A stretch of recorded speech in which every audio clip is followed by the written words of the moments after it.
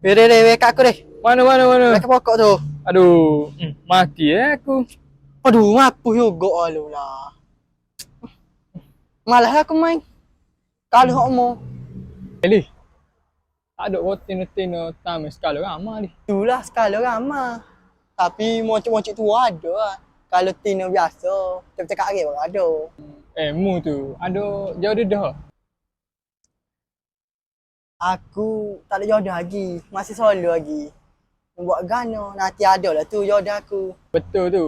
Jodoh ke Allah tu ke. So, ada redok tu belakang kiri lah. Tak apalah kalau gitu kak.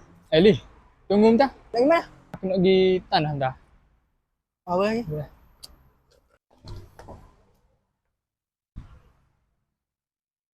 Omel tina tu. Ku yakin pasti nanti kau Ya sol ke ni. Mesti ya singgah lagi kan. siapa yang Hai terakhir ni aja. terbaik untukmu ketika kau sadari itu terlambat sudah Hai awak. Hai, ni saya. Awak mari saya je kak. Saya mari Sabah. Saya lah tak rapuk kau. Jatuh. By the way, nama saya Kalis Chen. Nama awak ke apa? Nama saya Putri. Buat apa? Oh, Putri. Kalau saya nak minta nombor telefon awak boleh? Buat apa? Tak ada lah nak kenal-kenal. Nak sesi kontak je. Boleh lah.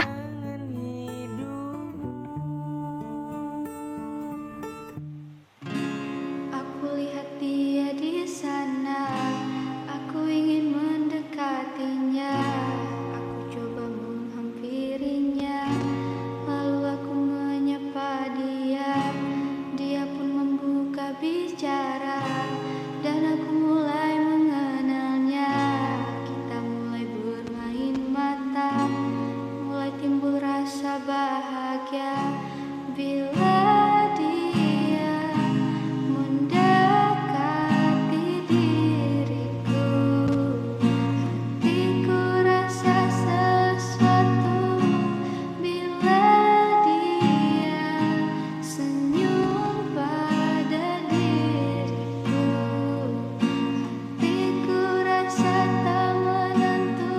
Mana hari Berapa hari dah aku tak tengok you ni. Gimana you? Aku kau tak balas. Aku cek pun tak akak. Mana you lagi? Kalau you duk main tamen ni ya, kalau. Tu pun you. Duk main du ni.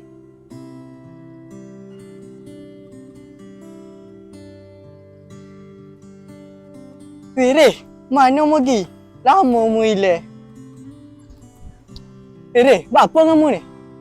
Mu tanya gapo masalah aku. Patut mu tu tanya gapo masalahmu. Gapo pula masalah aku wak? Aku tak faham lah. Mu tak sewak tak tahulah leh. Tino hok mu apa tu kerah aku.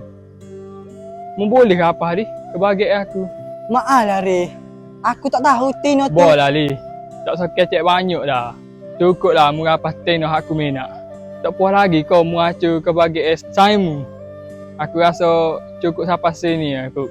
Mu jadi sayang aku sebab aku tak sanggup nak sayang dengan sayang hok tikai belakang demi nak kepentingan sendiri. ku yakin pasti nanti kau akan tahu siapa yang terbaik untukmu ketika kau sadari itu terlambat sudah untukmu.